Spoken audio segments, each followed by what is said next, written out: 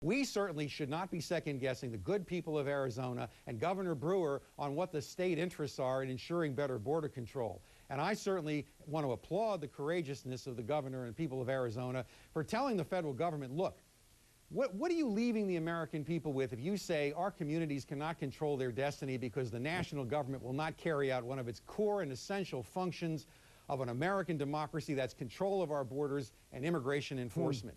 You're saying that our schools, our hospitals, our infrastructure, our job market, we have simply lost control. We're going to be bankrupted by the impacts. We put out a great cost study. But that's not, Dan, again, Dan, the aggregate impacts. What you just, Arizona has very compelling state interests. Dan, I got to stop you. You know what? What you just said is not true. What you just said is not true.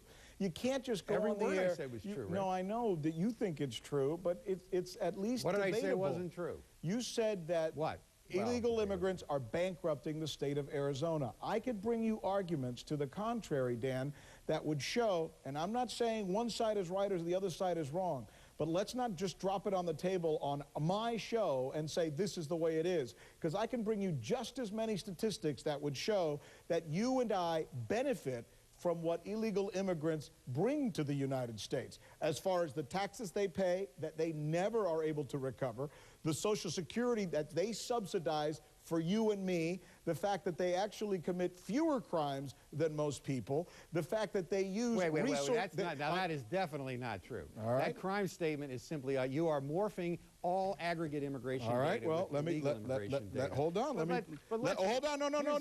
No. Let me bring it to you. Ready? This is that. Well, you asked me to back something up, so let me back something up, Dano. According to the Immigration Policy Center, it finds that U.S.-born immigration lawyers, Rick. Well, they may be immigration lawyers, but let me read you their statistics, Dan. U.S.-born men ages 18 to 39 are 5 times more likely to be incarcerated than foreign-born men of the same age group.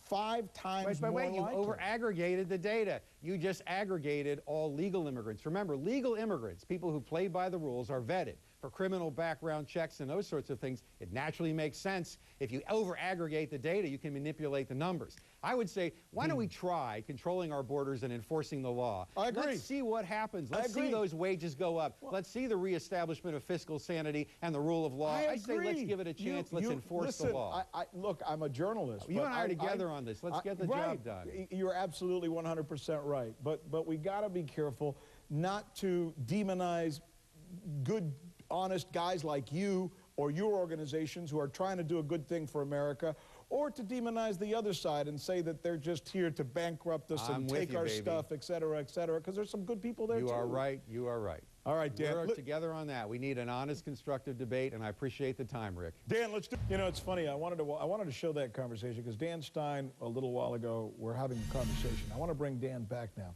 because it's interesting.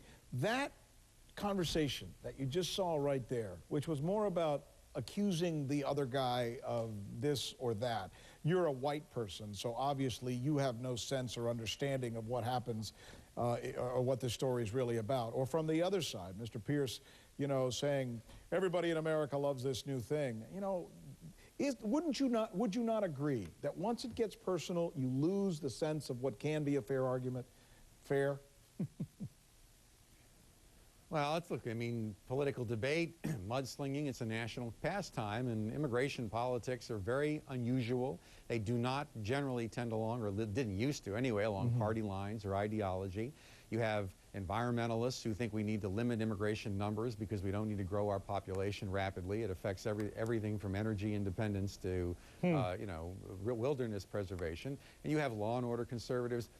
The polarization of this issue has come about over a period of time. The Democrats used to have a strong labor protection, hardworking American family protection component, the NAACP, AFL-CIO, that supported strong immigration controls. That's all disappeared. Republicans still do have a libertarian business wing that sees immigration as a way to, frankly, subsidize labor. The taxpayers pay the cost, but and they see immigration as subsidized labor, and they neutralize both sides of the spectrum. And you and I both know, because you've seen the stories, and you know, you and I have been talking about this for a long time. There are companies in the United States who not only go after some of these people to come to this country and work, who they know are not documented, they recruit them. they literally will go out and recruit them because they need to fill positions in their plants or their factories.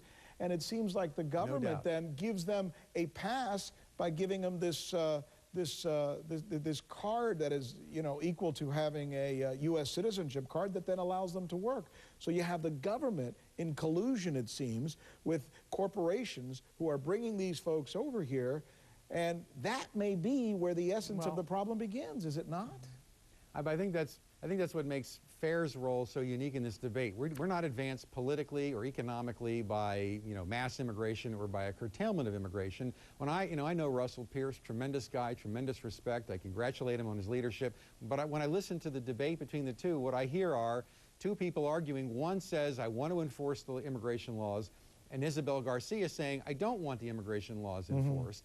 And because no one's willing to just come clean on the reality of what the agenda is. We're seeing a polarization emerging now where, frankly, too many political people in the Democratic Party are more interested in the demographic shifts brought on by immigration in franchising and empowering the party over its true impacts on the American people. And Republicans still have, you know, their internal issues to work out with handling what I think are very irresponsible policies of the Chamber of Commerce over the years. You know, and FAIR's caught in the middle. We get fired at by everybody on all sides.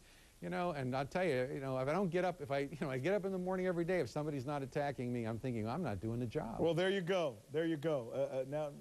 Now you know what it's like for some of us who try and look at things as objectively as we possibly can.